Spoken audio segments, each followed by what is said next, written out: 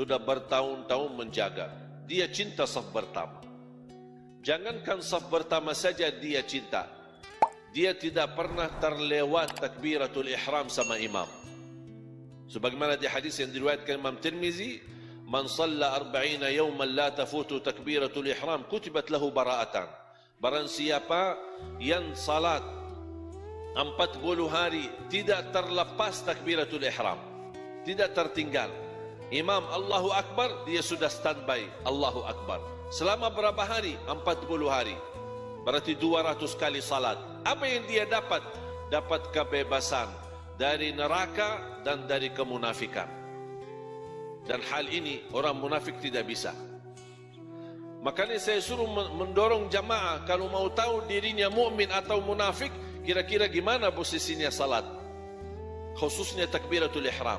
Suka dijaga atau tidak apa-apa sering masbuk? Nah, beda.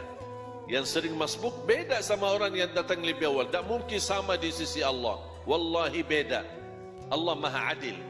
Semua masuk surga insya Allah kita bersama-sama, itu karena karunia dan rahmat dari Allah. Tapi di dalam surga, tingkatan dalam surga itu masing-masing tergantung amal. Masuk surga, tingkatannya ada yang di bawah, ada yang di tengah, ada yang di atas, paling atas bersama Nabi, bersama para sahabat, bersama waliullah, orang salih. Tidak mungkin sama, itu tergantung amalannya. Sejauh mana yang tahajud, sunnah qabliyah ba'diyah, salat duha, puasa Senin Kamis, menjaga bacaan Al-Quran, tak mungkin sama orang yang malas. Walaupun sama-sama masuk surga, kalau Allah berikan karunia dua-duanya masuk surga, tapi ada yang masuk surga tapi mampir dulu. Mau enggak mampir dulu? Hah? Mampir kemana? Ya neraka. La haula wala quwwata. Jadi bapak itu menjaga saf pertama, tidak pernah melepas. Bertahun-tahun terdengar sampai ke kuping dia. Subhanallah, bapak itu luar biasa. Kami kenal sudah lama. Dia masih bertahan, kuat. Saf pertama selalu, tidak pernah telat. Kalau dia tidak ada di saf pertama, pasti dia lagi sakit atau keluar kota. Dia mendengar di kupingnya, merasa tidak enak. Perasaannya tidak enak. Mulai dipuji sama orang, lingkungan, jamaahnya masjid. Besok-besok, pas waktu salat dicari sama jemaah. Oh, bapak di mana bapak? Kok tidak ada? Pas habis salam, selesai salat, lihat ke belakang, bapak ada di belakang.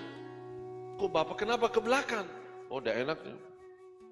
Perasaannya tidak enak. Selama ini saya jaga lillahi ta'ala, malah orang-orang puji saya. Akhirnya saya mundur ke belakang. Itu riya. Itu riya. Karena dia menamalkan awalnya karena siapa? Dia saf pertama lillahi ta'ala. Dia tidak harap dipuji. Walaupun dipuji, dia tidak peduli. Walaupun dipuji, dia tidak, tetap komitmen, tetap istiqamah, menamalkan, hanya menjaga hati dan menjaga perasaannya supaya tetap lillahi ta'ala. Makanya ulama berkata, jaga ikhlas di awal amal, di pertengahan amal dan di akhir amal. Mungkin dimulai diawali dengan baik, di pertengahan, namanya manusia, ada ujian, ada bangga diri, ada hal-hal yang bisa merusak ikhlas kita. Hati-hati kita jaga. Nanti saya kasih doanya, bagaimana supaya Allah lindungi kita dari sifat riya dan terjaga ikhlas kita lillahi ta'ala. Jadi ketika bapak mundur di saf belakang karena dipuji, dia meninggalkan kebaikan. Kan saf pertama sesuatu kebaikan, dia mundur ke belakang, mundur dan dia tinggalkan kebaikan tersebut, itu namanya riya. Terus kalau ada orang saya mau di saf pertama, tapi Allah tahu niatnya dia melakukan ini supaya mau jadi ketua masjid. Anak mau, lihat saya kan Saya fantas jadi ini imam. Saya fantas yang jadi di depan. Karena saya alhamdulillah bertahun-tahun saya selalu di saf pertama. Nah, Allah tahu niatnya. Kita kan dah tahu. Kita tidak boleh hukum orang niatnya. Tapi saya hanya menjelaskan hukum.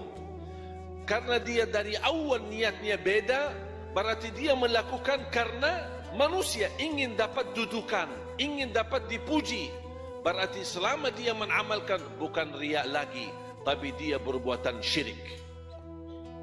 Karena ibadah semestinya karena Allah, tapi dia jadikan ibadah karena manusia. Terus ikhlas apa? Selamat dari dua-duanya.